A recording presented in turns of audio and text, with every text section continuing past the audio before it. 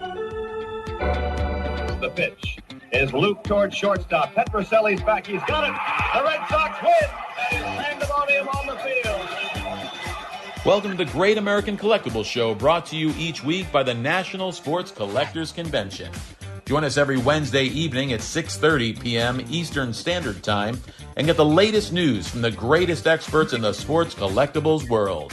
You can watch us on the Great American Collectibles Facebook page, as well as YouTube, or you can listen to us on Spotify, Pandora, iHeartRadio, or any of your favorite podcast platforms.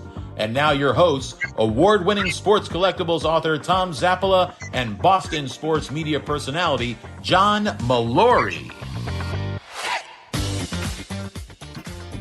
Okay, it's just Derek.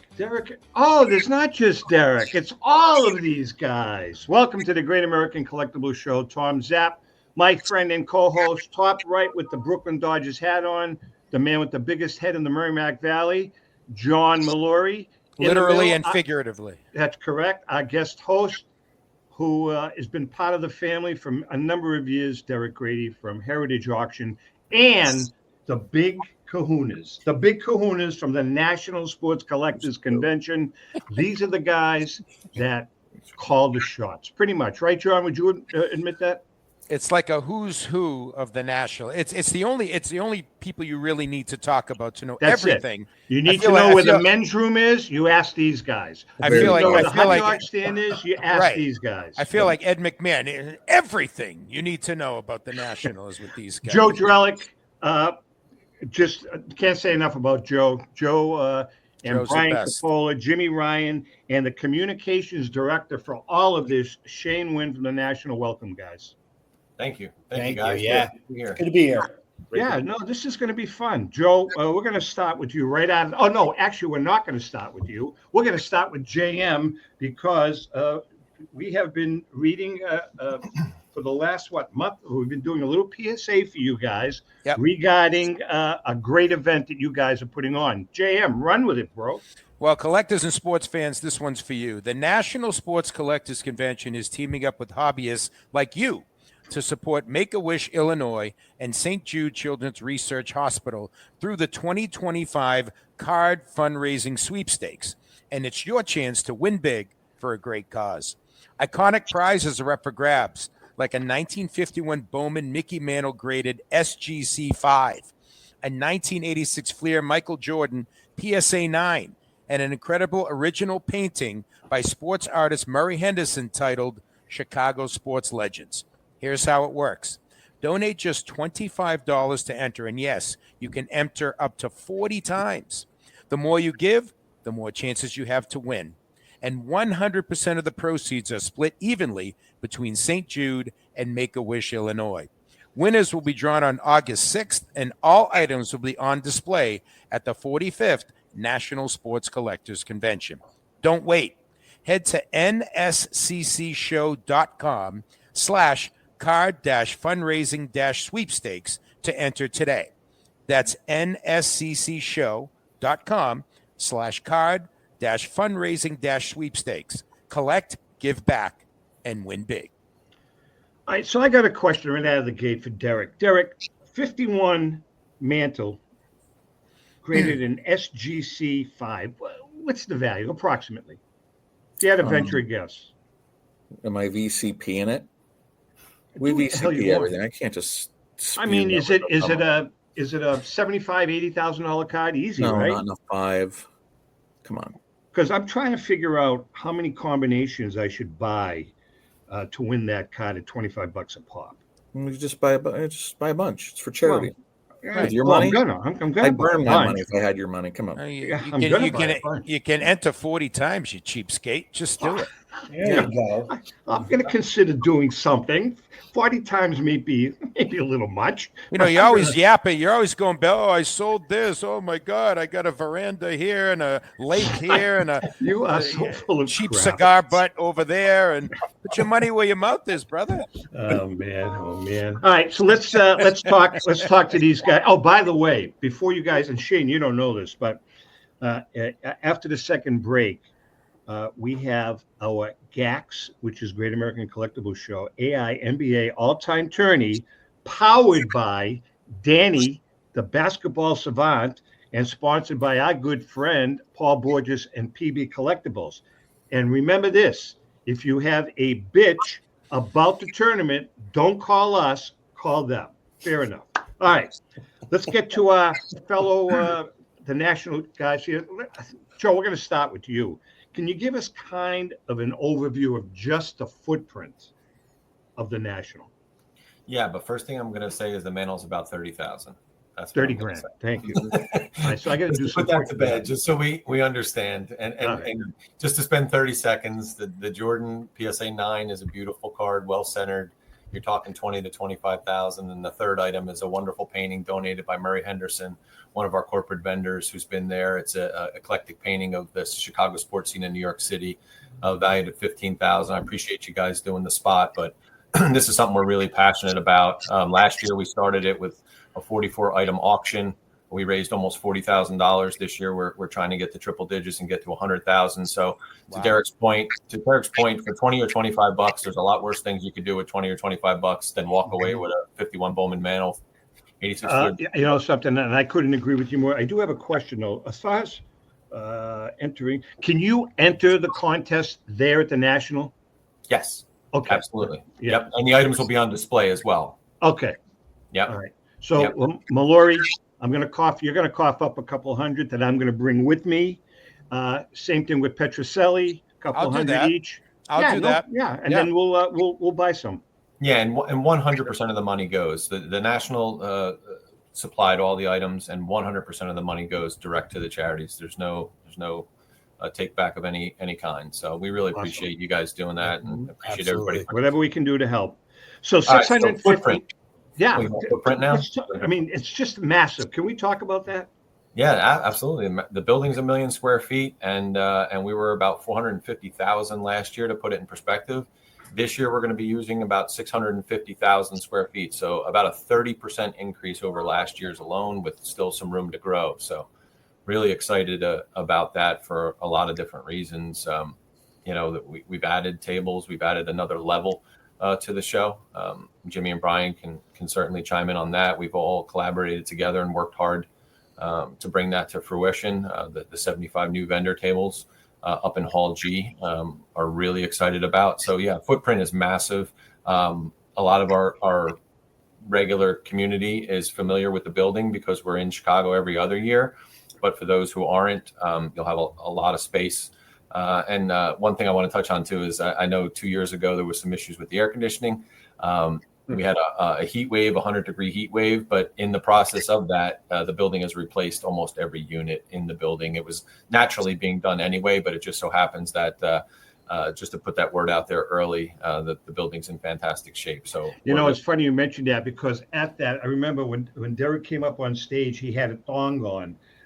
Because it was so warm, but just remember who started. Just remember we got through that. Zap started. And there goes the train off the tracks.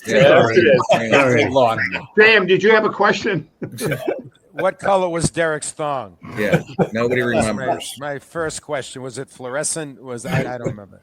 That's why I don't go anymore, Joe. That's why I don't go anymore. Yeah. When you're talking about the floor space and the square footage, and all you guys can chime in on this, by the way, how difficult is that balance between getting all the vendors in that want to be there and giving them the space they need and want, and also balancing that with foot traffic and making it a fan-friendly and participant-friendly experience for people walking around in there? Anyone can jump in on that. Yeah. Go ahead, Jim. As far as the vendors, the dealers, they pick their booths a year in advance for the show. So it's set up by a priority system. Every national you've done, you get a priority. So you can have up to this year, it'll be a priority 45 for the handful of people who have done all the nationals from beginning to current. And then their space is picked out this year for next year. So the floor plan is set for that. When it comes, and I'll let Joe talk about this later on. When it comes to the corporate side, corporate space is set out, and they pick their floor space through the year. as far as negotiating around the floor as a customer. We have a Ludix interactive map that is online that you can download to your phone, and you can use that to get around the show. There's also options to search by different items you're looking for, like old cards, new cards, autographs, categories. That's outstanding. That's great. That's I'll tell you, down to the level of finding a 1987 or whatever, but it's at least by categories. Right. I mean, the interactive map. I went online yesterday. I mean, I'm telling you that thing is gold. It's really gold. But Shane, I've got a question for you. You're the communications director. What is your role and throughout this whole event and leading up to it?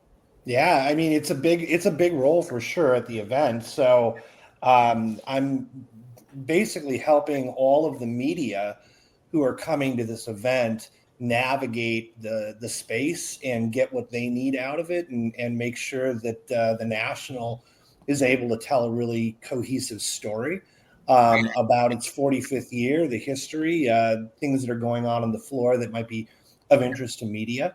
So that's one of the big responsibilities of the position. It's exciting. It's a lot of work. And I will tell you, like, the volume of media that already have requested credentials is very, very significant. You'll see a lot of media activity. We've actually got a Netflix show that's going to be filming while we're there. Wow. We've got most of Barstool Sports coming, just to give you some examples of media that people would recognize that are there. We've got some really cool stuff we're doing with Darren Ravel and Collect this year in the TriStar Pavilion that we've not done in the past. We've got some really cool activity going on the main stage from media outlets like Fansided, for example. So I'm excited to get there. It's a lot of work in the run-up, but I've got three really great bosses here with me today who give me a lot of support. So I'm excited to get there. It's nice, Shane. It's nice to have support of the people you work with, isn't it? That must be nice. Yeah. That must be great. Just let that go right over your head. Yeah. By the way, we are. John, we're hiring. John, we're hiring. We're going to be broadcasting. You guys, this is what they call a tough room. By the way, we are going to be broadcasting from the main stage on Friday from 1 to 3. Looking forward to it. Derek, I want to ask you. I mean, the Heritage booth. It's really not a booth. It's a heritage museum. It's just an incredible centerpiece for all of the auction houses, in my opinion. Last year, I mean, you guys outdid yourself. Can you talk to us about what it's going to be looking like this year? After last year, I mean, we're going to put together another amazing booth with some incredible jerseys and bats and cards and Type 1 photos, and it's going to be an eclectic offering again, because this is our big event where we really, a lot of competitors came up to us and said, you have the best booth in the nation. And we had the Called Shot jersey in our booth, the Jackie jersey in our booth. I mean, it was a $63 million auction. It's a hobby record. And, I don't feel like we're failing to go put out a $40 million auction. It's going to be an incredible. We have a Mantle photo match jersey to the 60 All-Star game, multiple photo matches, all original. We've got, this crazy logo man Jordan Kobe card that's supposed to be the most expensive modern card in the hobby. Estimate $6 million on that. There's several, Herpelsheimer Ruth rookie. It just goes on and on and on, and it will all be on display, at least everything over, $5,000, and we'll make it look like a museum again. And last time, I believe this time also, our entertainment department will be there. I mean, we obviously had the Root on display, so they'll have movie memorabilia or, everything that they sell.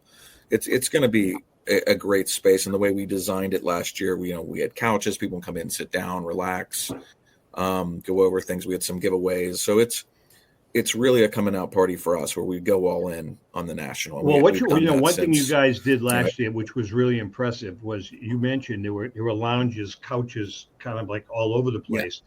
and there was no pressure. If someone was just walking by and wanted to sit for a few minutes, no pressure, sit down. There was, nothing that they had to do or commit to. It was just relaxation. You guys did a nice job. Desperate like some of our competitors, so we don't have to do that.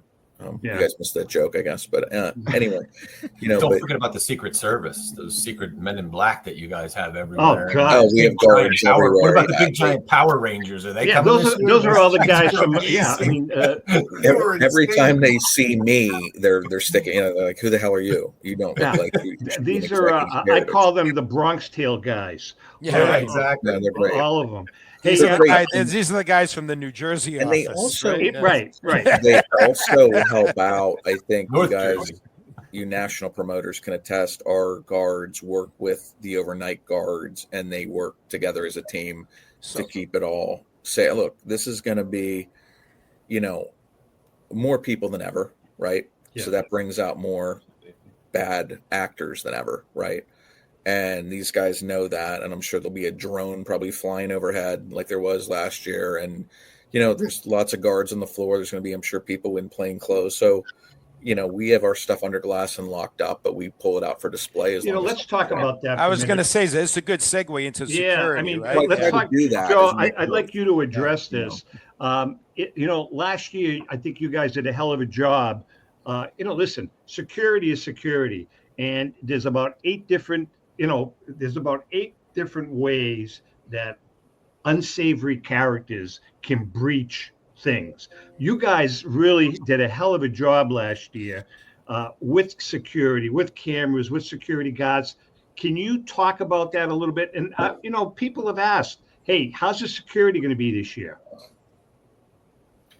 I mean, I'm going to let Jimmy and Brian jump in here as well, but I'm glad to hear that you guys were impressed with last year, but I can tell you this year, it's like 3X last year. So if you were impressed last year, you're going to be blown away this year. We have every base covered. I mean, I'm talking about, we almost have like military there at this point this year. And it really is just to Derek's point, right? Massive crowds require massive action, right? Preventative action and sending a clear message and letting people know that this is an environment where we want everyone to be safe and have a great time and be able to have their beautiful, really expensive items out on display and feel safe, walking around the area. So we take that incredibly serious, and Derek's right. Last year, a lot of people didn't know that. So Derek pointed that out. We put a drone in the building, and we initially a fast story, 2 funny stories. We had the drone hovering over the main entrance as the show was opening. We forgot to let the building security know that the drone was in the building. So they shot it down with a Patriot missile out of the air when the show opened. The show opened and thousands of people were coming, and he reached up and swatted the drone out of the air. Wow! That's a story never been told before. I mean, it was aggravating and hilarious at the same time. It was unbelievable. But anyway, so much for show coverage. Yeah.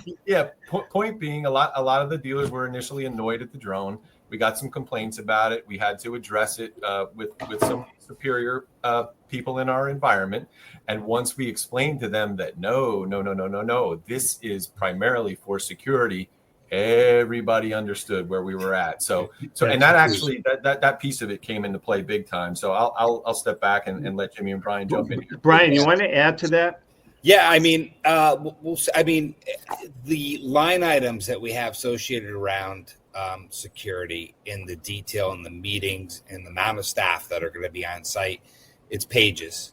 I don't want to spill all the beans on it, but just a great deal of enforcement is going to be there, and that's all you can ask for. I mean, we're going to need bodies. I mean, we're going to need bodies and brains and smart people and undercover and, all the things. I mean, this is the Super Bowl of sports card shows. Exactly. Just millions and millions and millions of dollars worth of stuff on display. So we're not taking this lightly, and we're doing our very, very best to address it in all different manners. Jimmy? The one thing I guess I can add to that is, without giving too much away, like Brian said, is that we have expanded the hours of security. So what I mean by that is we've expanded the hours of incoming for dealers and exiting for dealers too. So security hours have expanded a lot too. So not only by amount of security, but the length of security also too. Awesome. Yeah, the building is also equipped with over 240 cameras in the system that are there already, and that's a monitored room 24 hours a day. That's there. And then the boots on the ground piece, we're a little bit more than 3x that we were last year. So again, like I said, if you were impressed last year, this year you'll just everywhere you turn, you're going to see some level of security. All right, so we're going to take a quick break. When we come back, it's the GAX AI NBA all-time tourney. Just a little synopsis read by this gentleman right here. We are visiting with Joe Drelich, Shane Winn, Jimmy Ryan, and Brian Copolla, of the National. They're here for the whole hour. If you have any questions, you can comment them in when you're watching the show. Obviously, we're taping right now. But I answer. I unlike Petroselli and unlike Mallory, when this show is airing live, I am there manning the computer, chatting with our viewers. Well, Rico and I don't need to look at our performances. We know they were great. You need the work.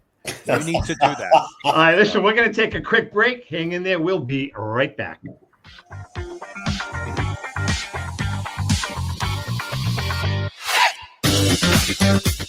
I'm Rebecca Curry, a two-time child cancer survivor, recipient, and advocate for Lucy's Love Bus. The mission of Lucy's Love Bus, 501c3 nonprofit, is to provide joy, comfort, and quality of life for the entire family of children with cancer. Since 2006, they have delivered love and comfort to over 3,000 children with cancer and their family members across New England. The dream of Lucy Grogan, an 11-year-old cancer patient, was to help kids with cancer who are suffering right now, before there is a cure, by offering free, integrative therapies like art, music, horseback riding, and many other activities. Unfortunately, Lucy passed away, but her dream lives on, and today Lucy's Love Bus is thriving. I'm Red Sox Hall of Famer Rico Petroselli. I hope that you'll consider supporting Lucy's Love Bus and all of those children who have been stricken by cancer. The Great American Collectibles Show is partnering with Lucy's Love Bus to help these kids. Let's continue Lucy's dream. Please go to lucyslovebus.org for more information. Since 1996, Brian Drent and the staff at Denver's Mile High Card Company have led the charge in the collectibles hobby. Mile High is a full-service dealer specializing in buying and selling cards and offers a competitive consignment program for all collectors. Whether it be their computerized want list service, appraisals, or auction services, Mile High has it all. If you've been searching for a company with a selection of high-grade vintage 1888 to 1970 baseball cards and memorabilia that shares your passion, aim high, Mile High. Go to milehighcardco.com or call 303-840-2784 for more information. This is Brian Drent, president of Mile High Card Company. Is your sports card and memorabilia collection properly insured? For easily replaced personal property, homeowners insurance is all most people need. But for prized possessions that you may have spent a lifetime collecting, it doesn't go nearly far enough. Collectibles Insurance Services has been insuring for over 50 years. They offer a full range of protection and a $0 deductible at an affordable rate with no appraisals required. I know because they insure my collection. If you have a minute, go to collectinsure.com and learn more about insuring your personal card or memorabilia collection. Hi, this is Dan from Memory Lane Auctions, here to remind you that the renowned Memory Lane Collectibles Company has served as a beacon of light to the collecting community for the past several decades. Indeed, folks, it has been our utmost privilege and pleasure to provide the most enthusiastic collectors with an abundance of the finest sports cards and memorabilia for America's most coveted sports personalities via our world-class auctions. Whether you choose either a private sale transaction or the auction route, Memory Lane cordially invites you to reach out to us to maximize the value of your prized possessions. Also, it is not just sales that we pride ourselves on being the best of the rest, because if you are seeking a particular keepsake for your esteemed gathering, we will be relentless in our quest to find that special piece to fulfill your collecting dreams. So no time to wait. Reach out to us today for the purposes of capitalizing on our unparalleled marketing capabilities. Simply pick up the phone and dial 877-606-5263. That's 877-606-LANE, or find us on the World Wide Web at www.memorylaneinc.com. Now is the time for your valued consignment to ultimately become another one of Memory Lane's record-setting prices. How would you like to own the bat that was used by your favorite player when he hit that towering home run or game-winning base hit? Now look no further than JT Sports, specializing in the sale and authentication of professional game-used bats. As the official authenticators of professional model game-used bats for PSA DNA, JT Sports will guarantee the authenticity of any bat purchased from them. JT Sports also buys and sells game-worn uniforms, gloves, and baseball equipment. The unique quality of the collectible is what JT Sports is all about. Give them a call at 609-487-8003 or check them out at GameUseBats.com.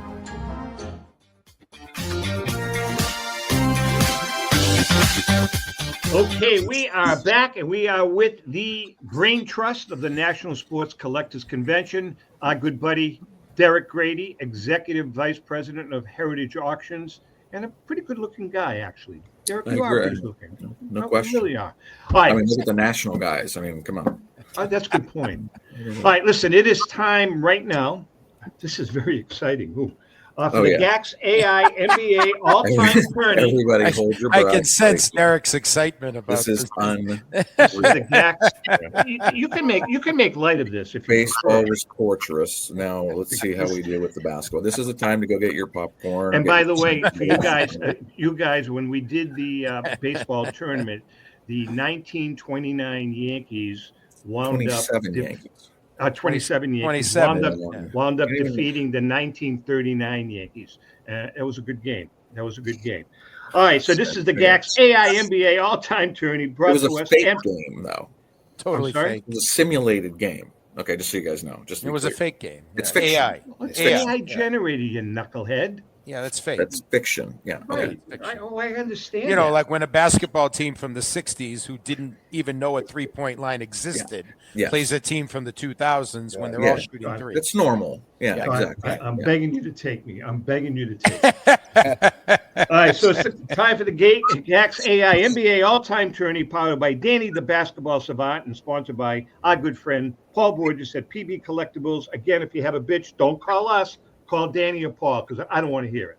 All right, this week's game is the Week 4 game between the number 4 1986-87 LA Lakers against the number 13 1982-83 Philadelphia 76ers. Okay, just a quick synopsis. Both the 86 and 87 LA Lakers and 82-83 Philly 76ers were dominant championship-winning teams.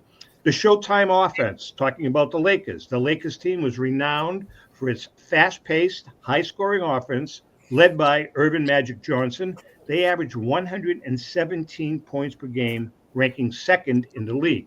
They had depth and talent. They boasted 4 players averaging over 17 points a game. Magic, Kareem Abdul-Jabbar, James Worthy, and Byron Scott, along with solid contributions from Michael Cooper and A.C. Green. Magic and Kareem's dominance, the combination of the two really made it difficult because Jabbar's post-scoring and experience obviously was a major factor for the Lakers. Now for the Sixers. The Sixers had a remarkable 12-1 postseason record, culminating in a sweep of the Lakers in the NBA Finals. Moses Malone was the MVP, and he was a dominant force, winning the MVP that season and leading the league in rebounding. And he posed a significant challenge for Kareem. Talented roster included Dr. J. Julius Erving, Andrew Toney, and Maurice Cheeks. The center matchup between Kareem and Moses would be a key factor in the game. Here is the conclusion.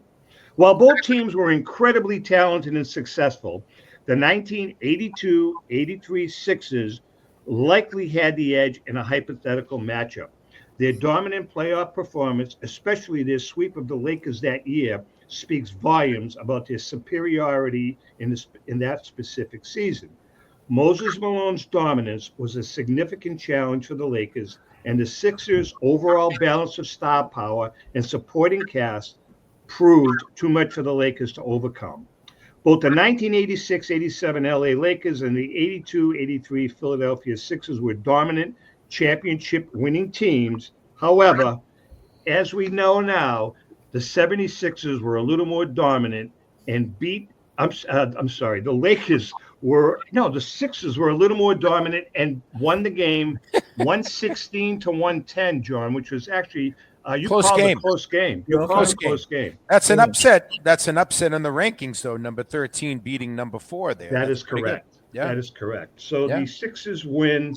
What are your thoughts real quickly on that, guys? Sixers or Lakers? Well, let me Sixers. welcome back the crowd that left while you were doing that. And welcome to you guys for the show. Moses Malone was the difference. I think on so. That Sixers team couldn't win anything since they lost to Portland, and they had the same group of guys pretty much. Don't forget Bobby Jones, great player. But when they got Moses, I mean, let's face it, they had Caldwell Jones as a center. When they got Moses Malone, that's what put them over the top. The problem was by the time that happened, they were getting a little older, and then the Celtics reloaded, getting DJ and everyone, Dennis Johnson. So it was like a 1-year thing for the Sixers. But if I had I'll to, tell you something though, for Joe. A Celtics fan, this is like choosing between rickets and scurvy, for the Sixers or the Lakers. But if I had to root, I'm happy the Sixers won. Well, you know something, Joe D, you made a comment before we came on the air about Andrew Toney, and Andrew Toney really played a significant part on that team. Yeah, he was a real pain in the neck to the opponents. But anyway, so that is the results of this week's game. All right, let's get back to the guys at the National. Trade nights. Let's talk about trade nights. Who wants to chirp in on that? Jim, go for it. All right, so trade nights is going to be 3 nights again, which is Thursday, Friday, Saturday, right after the show closes. It's located upstairs, second level in the big ballroom. No fee to get into trade night. Obviously, it's first come, first served till it fills up. But it's just you just show your wristband from the day, and you're allowed into trade night. Now, trade night section is trade night is broken down into sections. Example, like a vintage card section, a new card section, a ticket section, wrestling section. It's broken down into sections to try to get multiple people to come to see multiple things, and also expose them to something maybe they're not used to ever seeing before. The idea behind the trade night last year was that the National wanted to bring the trade night in-house. There were trade nights happening all over the place at all different little hotels. So last year we brought it in-house. We worked out of we'll call it a lower level last year. And this year it's going to be in a nice big ballroom upstairs. A lot of activations, a lot of sponsorships, giveaways. It's be a fun time. It's a fun, nice end of the day after the show. Very cool. We'll want to get another 4 A lot of people look forward to that. I want to ask Shane. Shane, can you talk a little bit about the Curtis Granderson Youth Collector Club's initiative that's going to be taking place?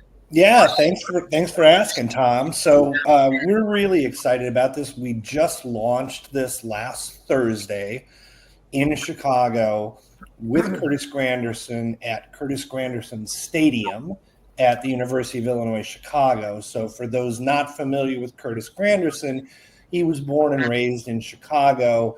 He played ball at UIC. He got drafted into MLB, played for the Yankees, Detroit, Mets, like on and on and on. Had a very storied career. He's retired now.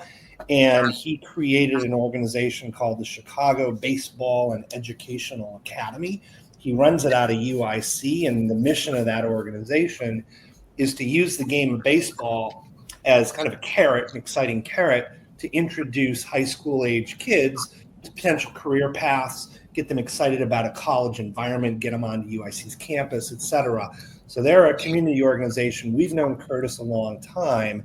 Meanwhile, the National, really is the vanguard, I would say, of this hobby, right? Like there is no bigger entity that is supporting the growth of the dealer base and the collector base, and really felt like being in Chicago for 3 years presented an opportunity for us to put some roots down. And the National really wants to invest in the future of the hobby. And so we had this idea of using card trading as a proxy, so to speak, to teach young kids the excitement of card trading, but also some really interesting lessons, life lessons, career lessons, etc. I'll give you an example. If you think about card trading industry, it's one of the last examples we have in the United States of pretty pure capitalism, right? It's a very interesting space in that regard, and there's a lot to be learned about that. And if we can use card trading, which is fun and exciting, as a way of teaching a lesson about entrepreneurialism, about community, about trading. You think about Wall Street traders, right? And some of the tactics that we use when we're trading cards apply very well on Wall Street. So we had this idea. We took it to Curtis, and there was clear mission alignment. Like, we're both trying to do very similar things, use sport or trading as a way of getting to kids. And so he got on board with this idea. On Thursday of last week, we launched the Youth Collector Clubs Initiative. And we did it with a good friend of ours, Samuel Evans, whom you may know, who's big in the space. He's from Philly, big trader, big content creator. But he's also a high school principal. And Samuel's been wanting to do something like this for a long time. He built us an entire curriculum that uses card trading to teach a lot of different life lessons and career lessons. And we kicked that off last Thursday at Curtis Granderson Stadium in Chicago. Got some great media from NBC. They came out to cover it.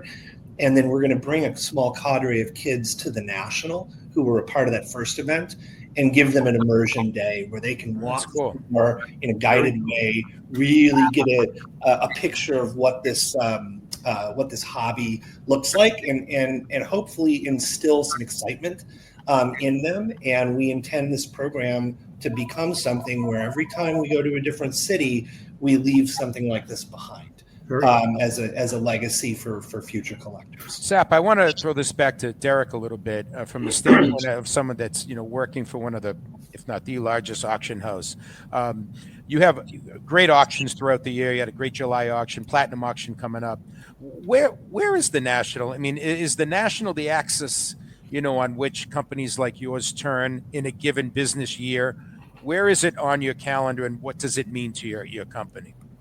Well, I mean, it's probably the only time we, just Joe knows, we do his Philly shows, and Jimmy, and Brian had the White Plains shows, which we did, and Boston, and we do all these shows, but there's nothing we do where we come out with every consignment director, all the management team, a bunch of ops people, and make this, a big heritage on display. Come meet us.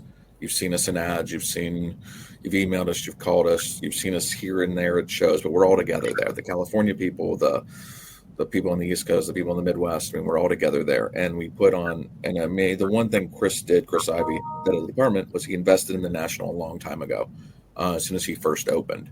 And we continue to, get a bigger space. If anything, it's not smaller. We go bigger. We do more advertising. We do the program. I'm sure if some of the other things weren't taken, we would do those as well. It's really, I think this is where you come advertise your wares, where the competition, you can show yourselves. Like, if you're an auction company that has 2 or 3 people, doesn't mean you don't do a good job, but, we're coming out with, with 30 people and what we do and why we get the Ruth jerseys and the collections we got. So yeah, it's a big to do for us, and it's a lot of, look, how many flights we have out there and hotel rooms and, meals and the expense that we're out there. We definitely take back millions of dollars worth of stuff. It's great for us to, think about how many people only come to one show a year, and it's the National Convention. Well, now there's more shows, so maybe people do local, but this is a major convention. There's a lot of people that go to one show a year. So we put out our best effort, so. Something, Derek, you're hitting it on the head. And this is, I'm tipping my cap to you guys, because there are a lot of different shows across the country. But, I talk to people at the Boston shows, at Fenway Park, they have shows now. You guys all know that. But everybody wants to go to the National. They all still go to the National. That's where they want to be, because it's really the hub of the collectibles world that weekend. And I know these guys personally, and they know, I've known them all for a long time, and they know what the task is at hand, right, and what they need to deliver.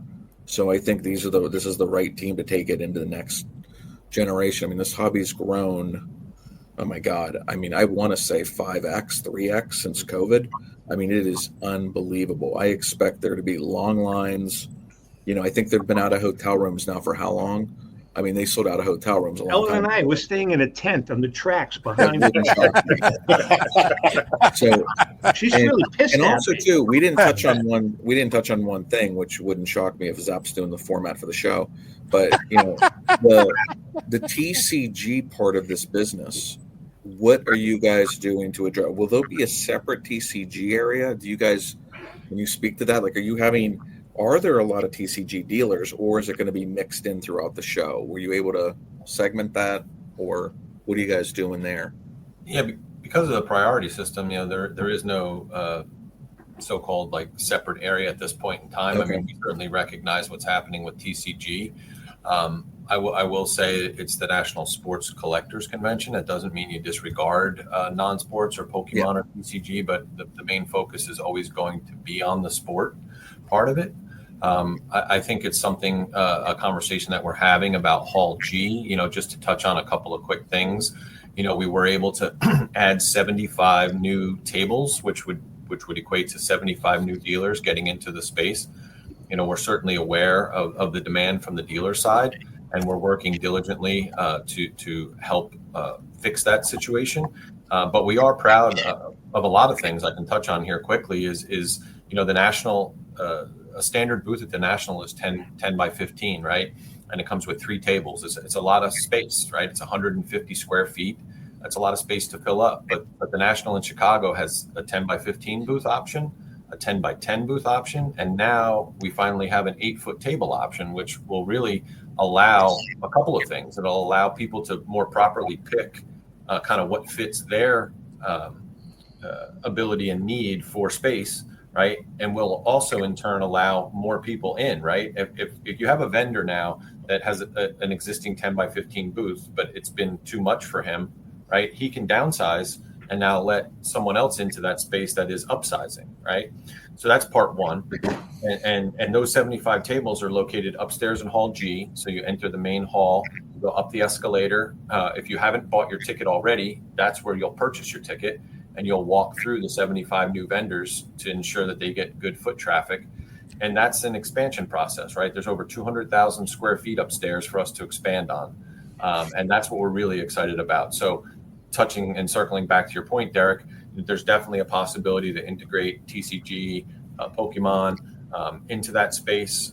We have a lot of really great ideas. The Curtis Granderson initiative is an idea for us potentially up there, as well as expansion with corporate, expansion with international dealers. That's definitely something that's majorly on Joe, our I list. was going to, it was one of my questions. I don't know if we need to go to break or anything, Zap, but It's it's called the National, but this really is an international event, isn't it? For sure now, yeah. I mean, More we've so than seen ever. tremendous growth. Yeah, we've seen tremendous growth. We have international corporate vendors now, at this point in time. And that's one of our things too, is they would like to bring some of their top clients and customers and get them space. So there's a lot working behind the scenes, which is, our preference. As you guys know, we get asked to do a lot of shows, and we're more about actually doing the work and then talking about it after the fact rather than you think? I've only been trying to get you on for 6 months. It's true. Now you got to call their people. It's unbelievable. Hey, Brian, I want to, before we take a break, Brian, the Breakers Pavilion has become, it's like exploded. It's become like the event within the event. Can you talk a little bit about that? Because, man, that is wildly popular. Yeah, I mean, rippingwax.com, Dave Gelfman is, president of that company, and it's his own. It's a separate division, and they bring in all the greatest breakers, and they're coming to the show, and they're breaking live, and obviously it's part entertainment, part product buying, everything that goes along with it. But in its own entity, the visuals that you'll see, and I don't want to get into anything that he's doing because he's keeping it very, very quiet right now. But last year they came with a 300 TV projection showing all the different braking operations. I don't remember what the square footage of the wall was, but it took up one whole wall in Cleveland, and it looked like you were just at a command center, for military. It was just so far over the top, and so it's just there's nothing like this. Like you can't go to a local card show and see anything like this. I'm telling you, there are people that I have spoken to, especially young adults, that are going specifically to go to the Breakers Pavilion. I mean, really, it's crazy. Yeah, it's absolutely incredible. And this is where you buy into breaks, right? This is when you say this, you have 30 different companies that break, or I'm making up a number, and then you can watch the different packs being open live on all these screens. All over the screen. Wow. It's just incredible. Yeah. All right, listen, we're going to take a quick break. When we come back, we have one more segment. We are visiting with all the gentlemen from the National, as well as Derek. No, Derek, you know what you mean to us, right? Yeah, I mean, I still don't have a red cent to my name from this show, but yeah, it's great. Try doing it every week and saying the same thing. Yeah, it's true. Sure, building up my name, right? All right, listen, we're going to take a quick break. We have one more segment. Hang in there. We'll be right back.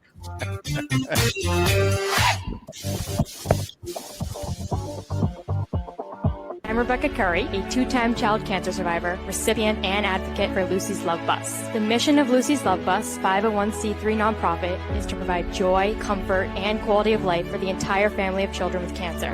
Since 2006, they have delivered love and comfort to over 3,000 children with cancer and their family members across New England. The dream of Lucy Grogan, an 11-year-old cancer patient, was to help kids with cancer who are suffering right now, before there is a cure, by offering free, integrative therapies like art, music, horseback riding, and many other activities. Unfortunately, Lucy passed away, but her dream lives on, and today Lucy's Love Bus is thriving.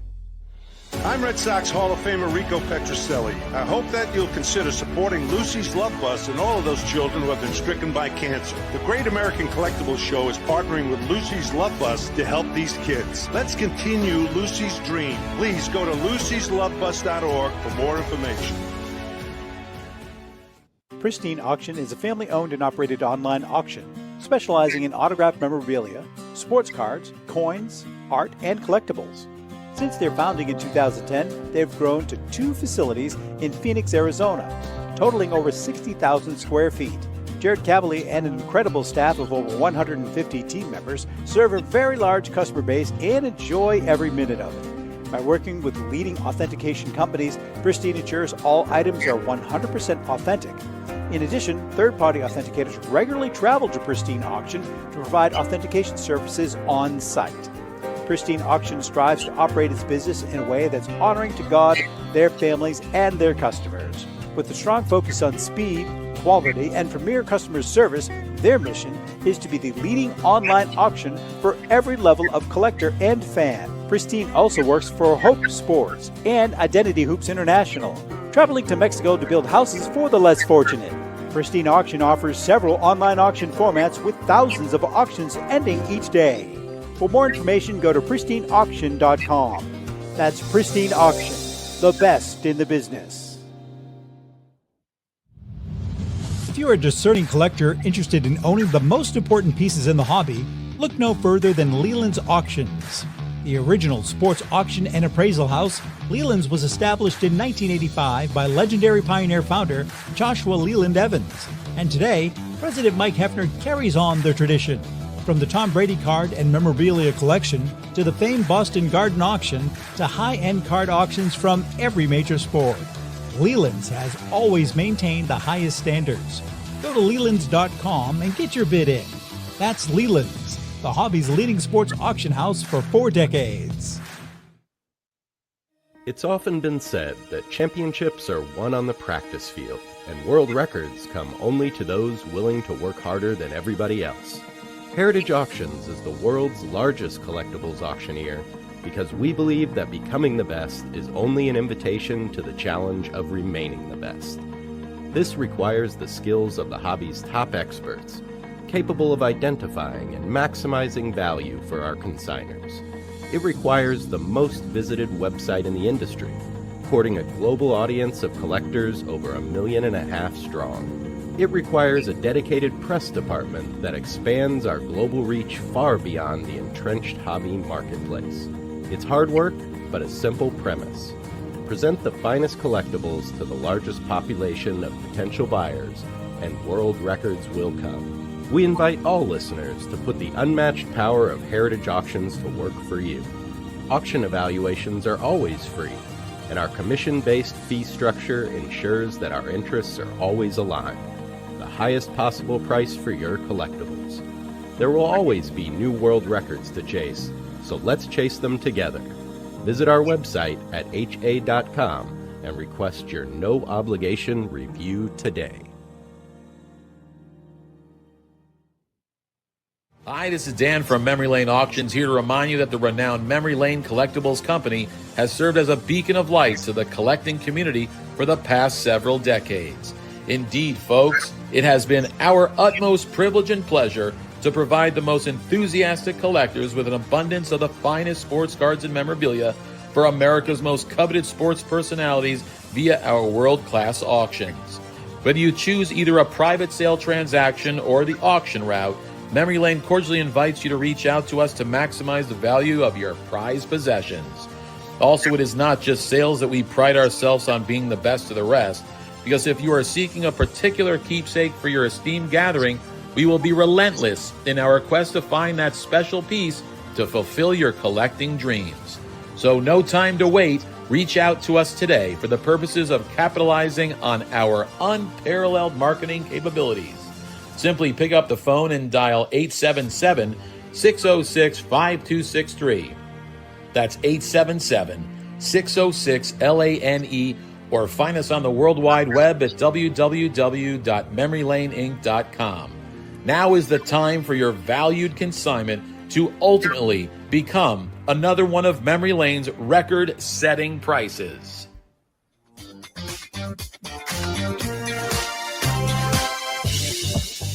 Okay, we are back, and we are visiting with Joe Drelich, Jimmy Ryan, Brian Copolla, and Shane Winn from the National Sports Collectors Convention.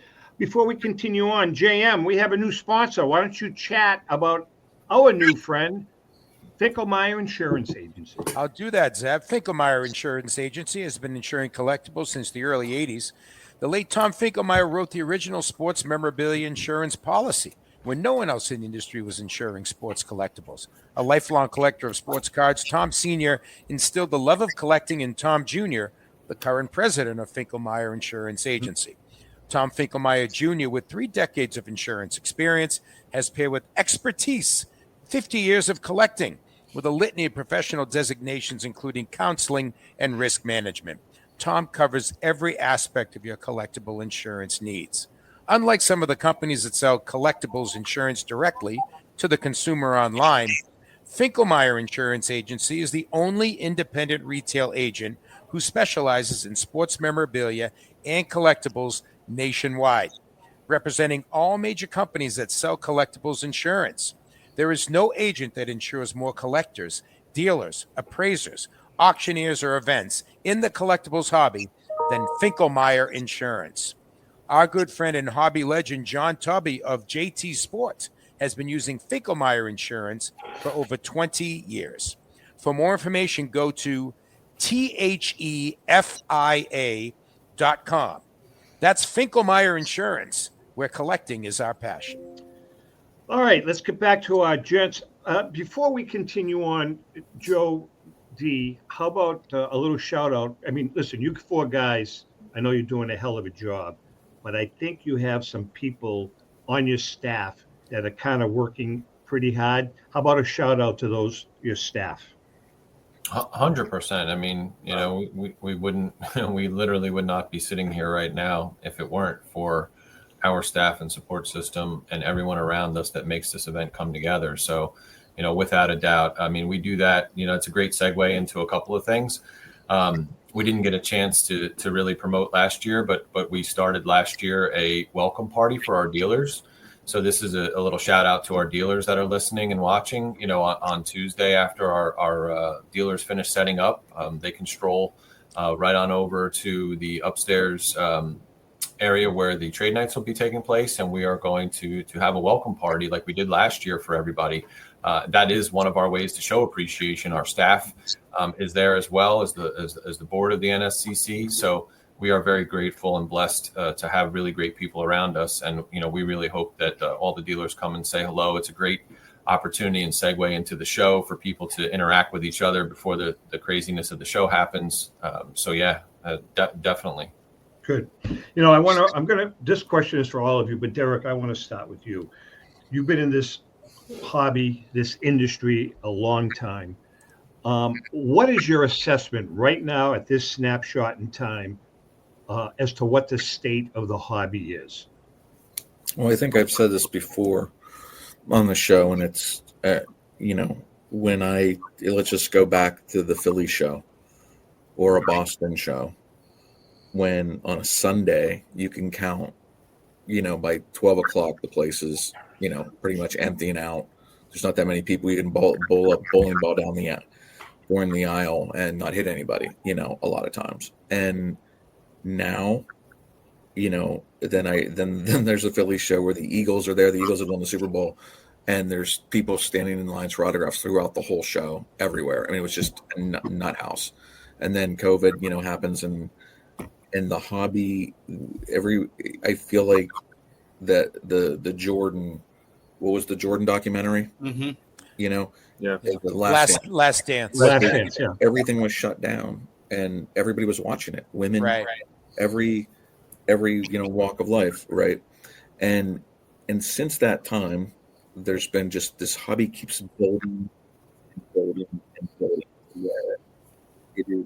You know, and then that's why I brought up TCG, because I like the fact that a lot of these people, the kids that are carrying these cases around the shows, which we never had, Joe, when we were kids collecting, right? We never had these cases, and they're pulling out $10,000 cards left and right and $5,000 TCG in it. They also have TCG, and I bet you at the trade night, and if you talk to PSA, they'll tell you 50% of their submissions is TCG or 40% is TCG. So that's a big part of this hobby, and there's a lot of people doing both. That's what I like. It's not just, you know, one thing, but I would say the growth, the amount of new customers, Heritage is signing up, the amount of new people we run into. I always used to say, so my point was with when there was not a lot of people on a Sunday at a show and you just saw the same people at every show. We weren't the cool kids. And I said, Comic-Con has something we don't have, and I can't figure that out. Now we have it. Yeah. Whatever that is, collecting is cool. But if you think about it logically, sporting events sell out, and sports betting is crazy. How many people bet sports that you know? And you can throw fantasy in there too. So, but why didn't these people think collecting was cool? They left it in high school or middle school or when they were a kid. Right. And I always argued we're going to be cool again, because everybody that comes to my house, they can see a couple things hanging up. They're like, and it could be something that's $200. You guys know what I'm talking about. And they're like, oh my God, how do you have a signed photo of Mickey Mantle that's real? And I'm like, really? You can get them anywhere. Like, come into our hobby, go to a show. And now you're seeing this. And again, to Joe and Jay, to these guys' credit, they've built shows. They know what this was like. Like I'm describing, they lived it. Jimmy and Brian resurrected the White Plains show from its heyday. Right. Joe took Philly and put it on steroids. Okay. So these guys have the resume to do that with the National. And they're coming in, and it's at the right time, because there's so many people coming in. And you talk about the International, it's going to be a madhouse. I predict. You know something? It's getting smaller. It's only, and here's the other good news too. When people, at times where we have these blips where the market goes up, a lot of people lose money. They get their ass kicked. They escape. They blame the hobby. Sure. There's a lot of people that modern went up, modern went down. Those people are still in it. Mm-hmm. So they love it. No doubt. Because there's a lot of people that have made bad investments, but they don't blame the hobby or production or mass production. Right. And you also have fanatics doing a ton of marketing. I know, you know, is it a competing show? I don't know. Fanatics Fest did a good job. They had a lot of people there, but there's nothing that's going to supplant the national with the dealers they have and the loyalty and the expertise in that room of this hobby isn't just a modern show and throw a football around. This is what you will see there. Like these guys talked about their priority list of people that have been doing it for 45 years. Legends of the hobby are going to be at this show. There's a lot of friendly dealers that can talk to you about T206s and, I want to ask Jimmy this question. To pick up on what you're saying, Derek. Jimmy, Derek made a point. It's become the national has become entertainment besides everything else. There's always something going on. It's like, you walk in, the lights just kill you. It's unbelievable. It's an event. What is your feeling, Jimmy? You've been in this business a zillion years. What direction is the hobby going in? We have an old joke. We call it the largest candy store. You walk in there, the Nash is the largest candy store. But it's not only just the collectible part about it. When you walk around the floor, it's like a museum inside the show too. You can walk by tables and you can see an old baseball glove to a World Series trophy. You can see different things that just to take the national in. You go there to look at all the collectibles, purchase what you like, and just view everything else that's there. Like you said, you walk by Heritage's booth or any other big booth that's there, and your mouth falls open. What you see? It's a museum that pops up for 7 days and goes away. And Jim, there's nothing like that. And obviously Heritage Great Auction is something you can go online and find anything, but there's nothing like seeing it, maybe even getting a chance to hold it, talk to the person, talk to a Derek Grady face to face. That's always a highlight for me. There's a big line. Right. You should have your own booth with Pete Crow Armstrong and Giannis there. But that's the beauty of it. It's like a big ass card store.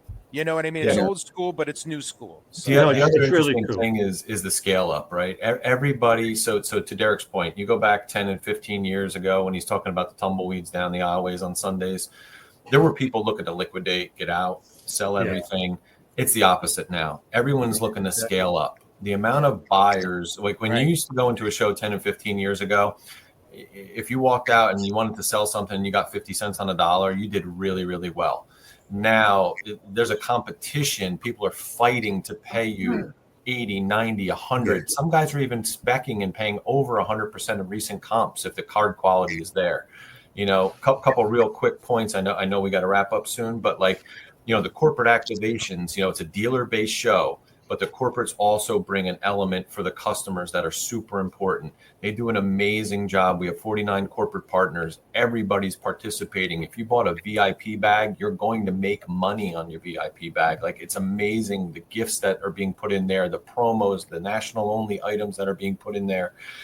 We constantly every year are scaling this part of the show up. Jimmy, Brian, and myself will be out there on July 22nd. We'll be out there a full 8 days before anybody else comes in, just because of the level of build out that this show has become. We've got to oversee the operations of that. It's a lot of pulling the curtain back that people don't realize. But it's really, really exciting to see all of the energy and every company, like I said, scaling up and reinvesting, taking what they need, for to support their businesses, but then just pumping it right back into the business, and growing it, scaling. It's really just fun. It really is a lot of fun. Shane, this has been pretty eye-opening for you then, seeing this event and participating. Yeah, it's a fire hose, right? To come in to the marquee event. I had a really great opportunity to be in Philly to see that one functioning. And as it was alluded to, the fact the Eagles won the Super Bowl right before the show happened, and we made some adjustments, if you will, on celebrity appearances to great effect. That was a great opportunity, but I'm prepared to be in awe. It's mind-boggling. Brian, any final words? Bring your cards, bring your money, and bring more cards or bring more money. That's simple. Speaking of which, Derek, you are going to be co-hosting with yours truly hour number 2. Be nice gesture in your part to bring some I will giveaways. bring some stuff. I'm trying to bring the Kardashians with me. They haven't gotten back to me yet. Maybe I'll have Shane reach out to them. We've got our That's Great not a American. problem. We'll bring We have Between a- your PR firm and me, we'll make it Yeah, we'll happen. figure it out. We'll get And them of on. course, we have our Great American Collectibles tension balls that we're going to be throwing out again. If you remember those. Just as long as we can give away your books, because Hey, those Tom, are the Tom, hottest. one last thing I want to make sure everybody knows is the website's nsccshow.com. We still have daily tickets, which are $30. Yep. But the real bonus, the VIP tickets are completely sold out. They'll go back on sale for 2026 at the end of Black Friday, right? But what we do have where there's real value, if you want to get the extra time on the floor, for even if you're going to go to the show for 2 days, I recommend buying the 5-day pass, and I'll tell you why. You get in an hour early. You beat all those crowds. Just that fact alone, just those extra 2 hours, you'll be surprised at what you can accomplish. So That's huge. 2 passes we have on the website, nsccshow.com, are the daily pass for $30, which is probably arguably hands down the best value in our industry. If you compare other regional shows to what they charge for admission to what the national charges, and then the 5-day pass is such a deal at $150 just for that hour. I mean, if you're going for 2, 3, or 4 days, it's a no-brainer to Very cool. That. Very cool. And remember, we're going to be broadcasting on Friday from 1 to 3 on the main stage. Come by, say hi. Looking forward to it. And the other thing that I'm really looking forward to is, since day one for the last 15 years, Ellen and I on Friday night have gone out every year with Joe Orlando for dinner. It's been kind of a tradition since he wrote the first book with us. And we go to Gibson's. And this year, it's his turn to pay. Very, very thrilled. With that being said, I'm sorry? He didn't dump you yet. He's still honoring this tradition. It's amazing. He is. Hey, guys, it's been a pleasure. I'm looking forward to seeing all of you guys at the National. This is going to be a mind-blowing National this year. I think this is going to be the biggest and the best ever. With that being said, Joe, Brian, Shane, Jimmy, Derek, that's right. JM, thanks for jumping in. Rico is on the golf course as we speak, of course, and he sends his regards to all of you guys. With that being said, we love you guys. See you at the National, and happy collecting. See you at the show. Thanks, guys. Good. See you soon, guys.